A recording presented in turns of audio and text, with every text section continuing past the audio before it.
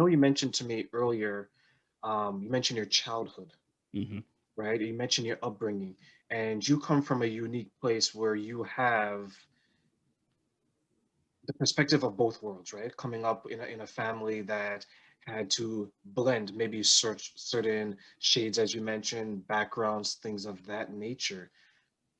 How was that experience, and how much of that experience do you continue to take with you today in your day-to-day life? Well, that experience, first of all, was very difficult, but one of the best things that's ever happened to me. And I say that because being a multiracial individual has completely shaped the way that I see the world. Because when you're the first thing that happens when you're a multiracial individual is that you don't know you're multiracial. So for me, again, my father is black, my mother is white. Well, I don't know if say was, they both still are. But my mother is white, my father is black. And so you notice because the one thing we tell ourselves is the kids aren't that perceptive. They're extremely perceptive. They're extremely emotionally intelligent because they don't necessarily have the world intelligence to be, to know a lot of things, but they can see differences and stuff. And so what I would notice is that there was a different reaction when I went out with my father alone or when I went out with my mother alone. That when I went out with my mother, who again was white, people wouldn't necessarily see me as her son as readily. They wouldn't immediately make the connection that I was her child. And so for me as a child, I'm looking at my mother, I'm like, this is my mother. You know what I mean? Like we are the same as far as I'm concerned. And so you start seeing the world tell you that that's not the case. You start seeing the world to tell you that that's something different. And on the flip side of that, because I am multiracial, I'm also in the black community, what they would call light skin. Uh, and so when I go out with my father, you get the exact opposite response because I am light skinned and because there is an affinity for fairer skinned people in the black community. Colorism is a terrible thing that happens and has happened. It's gotten better, but in the 80s, nah. If you were light skinned, people, what I mean, they were like, "Oh, you got that good hair." You get, all the things they would say about that. Uh, and so it was just really interesting for me being somewhat reflective child, reflective person, I should say, that I've always been. I immediately started noticing those things, and I immediately started trying to see what they said about the world, but also how I was going to interpret my own existence in that world.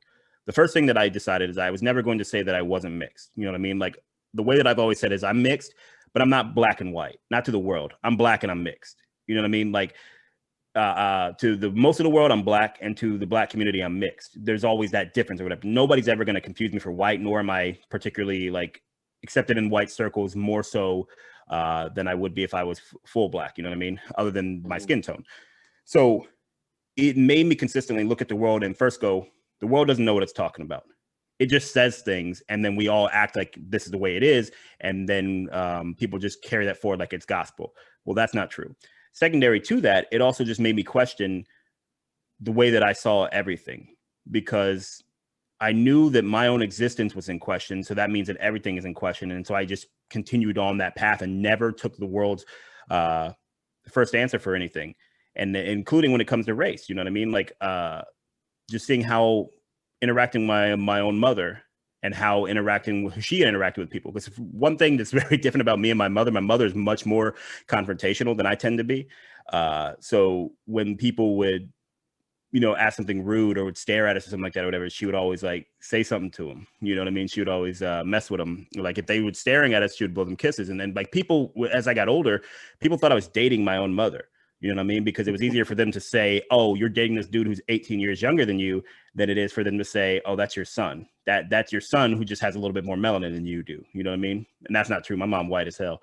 Uh, sorry, I didn't mean to swear, but my mother, my white side is Irish, so my mother is very very white, and you know what I mean. So, but anyways, so it just really shaped who I viewed myself as and what I wanted to continue to be, which was to constantly try to form my own opinion about things and to continue to respect both sides of my heritage. You know what I mean? Like not to be overly reverent to the white side or to be overly reverent to the black side or to look at either of them as a down. You know what I mean? Like just to keep trying to analyze where I fit and how I felt about that. That's a good point you make because you're coming from a perspective that a lot of us doesn't have. For example, you go out with your mother and the world views the two of you one way, and then consequently you're viewing the world in reaction to how they're viewing you. Then when you go out with your father, Hmm. the world is viewing you as says, you know what, we see the connection here. They view the two of you one way, and then your view is in reaction to them.